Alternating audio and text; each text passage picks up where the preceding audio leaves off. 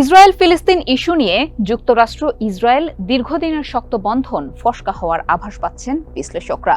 যুক্তরাষ্ট্র ইসরায়েল এই দুই দেশের শীর্ষ পর্যায়ে এই নিয়ে উস্কানিমূলক বাক্য বিনিময়ও হয়েছে। এর মধ্যেই যেন আগুনে ঘি ঢাললেন মার্কিন সিনেটর লিন্ডসে গ্রাহাম।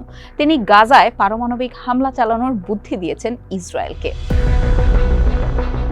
ইসরায়েলের কট্টর সমর্থক হিসেবে পরিচিত সিনেটর লিন্ডসে গ্রাহাম বলছেন, পার্ল হারবারে হামলার পর জাতি হিসেবে আমরা যখন জার্মানি আর জাপানের মোকাবেলায় ধ্বংসের মুখোমুখি হয়েছিলাম, তখন আমরা হিরোশিমা ও নাগাসাকিতে বোমা ফেলে যুদ্ধ শেষ করার সিদ্ধান্ত নিয়েছিলাম।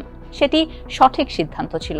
তাই ইসরায়েলকে পারমাণবিক বোমা দেওয়া উচিত, যাতে তারাও এই যুদ্ধ শেষ করতে পারে। ইসরায়েল এখানে হারতে পারে না।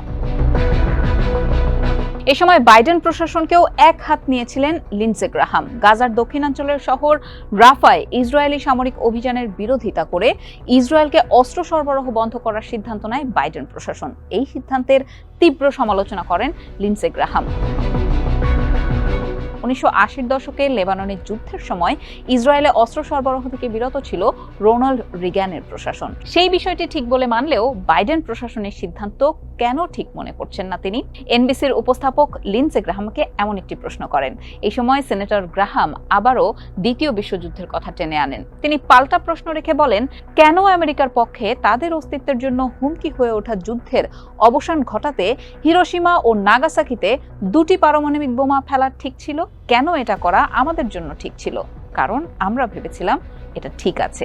এ সময় লিন্ডসে গ্রাহাম ইসরায়েলের প্রতি আহ্বান জানিয়ে বলেন, সুতরাং ইসরায়েল ইহুদি রাষ্ট্র হিসেবে টিকে থাকার জন্য যা কিছু করতে হয় তা তোমরা করো, তোমাদের করতেই হবে। গাজায় বেসামরিক প্রাণহানির জন্য হামাসকেই দায়ী করে লিন্ডসে গ্রাহাম বলেন, হামাস বেসামরিক নাগরিকদের মানব ঢাল হিসেবে ব্যবহার করছে। আমি মনে করি যতক্ষণ পর্যন্ত হামাস তাদের নিজ জনগণকে মানব ঢাল হিসেবে ব্যবহার করবে, ততক্ষণ গাজায় বেসামরিক মৃত্যু কমানো অসম্ভব।